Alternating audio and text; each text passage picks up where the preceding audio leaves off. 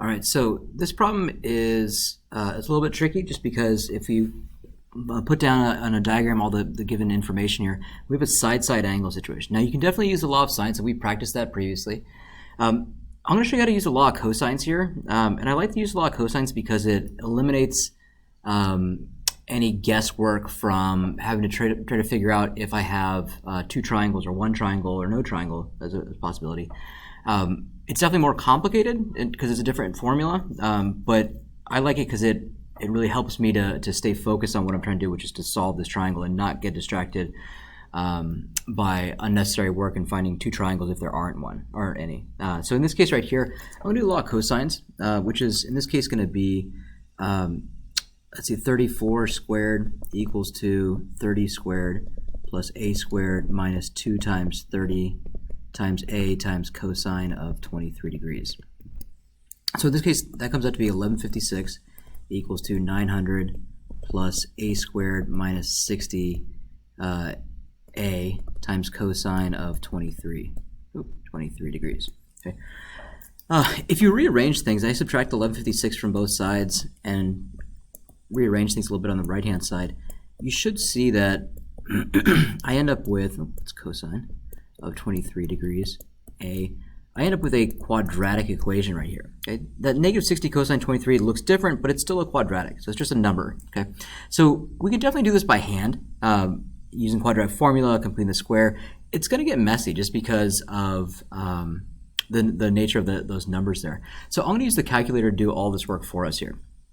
So on my calculator, I'm going to go in here into y equals, and I'm going to go ahead and type in that equation just as is. So instead of a, I'm just putting x, just a variable. X squared minus 60 cosine 23, close those parentheses, x minus 256.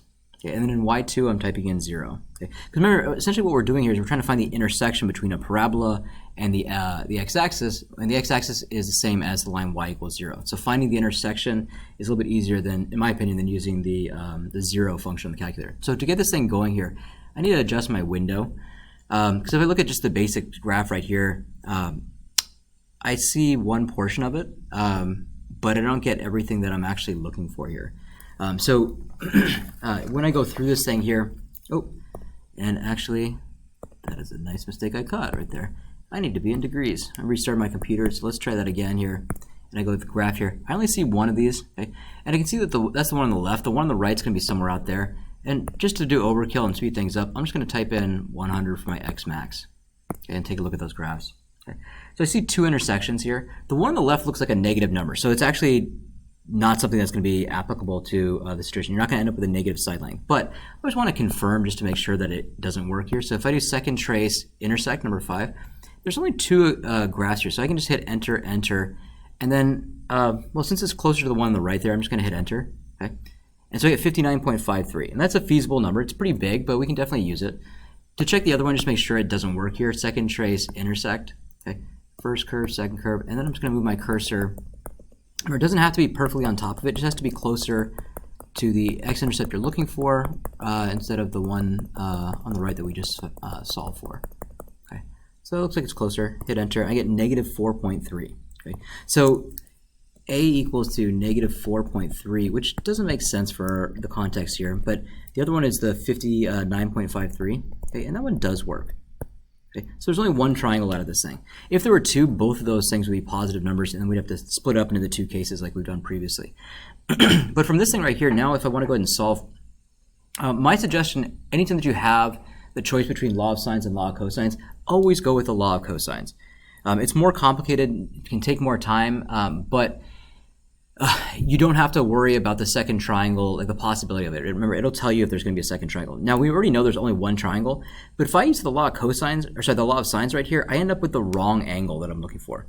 So if I use the law of cosines here, and let's say that I want to solve for angle A, so it's going to be a squared, which is 59.53 squared, equals to, and then the square and the sum of those squares, of the two opposite sides, minus 2 times 34 times 30 times the cosine of the angle in between them, which is just a.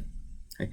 So in order to crunch all these numbers, I'm going to type this in my calculator. I'm going to square the 59.53, and I'm going to subtract out 34 squared and 30 squared from it.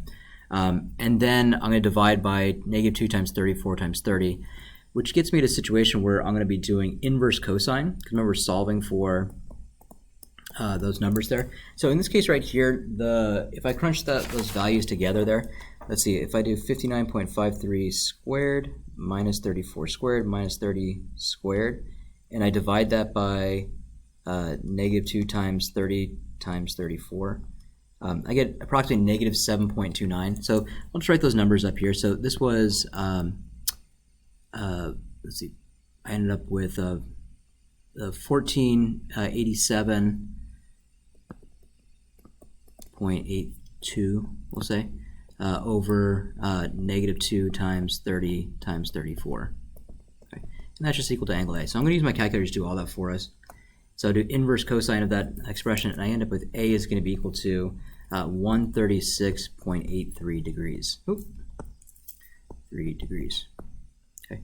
And then my last angle that I need to solve for is angle B. So I can just do 136.83 plus the 23 that we know has to be there. And I subtract that from 180 to give me angle B, which is 20.7. Okay, so if you have a choice between law of sines, law of cosines, I always go with the law of cosines. Okay, hope this helps.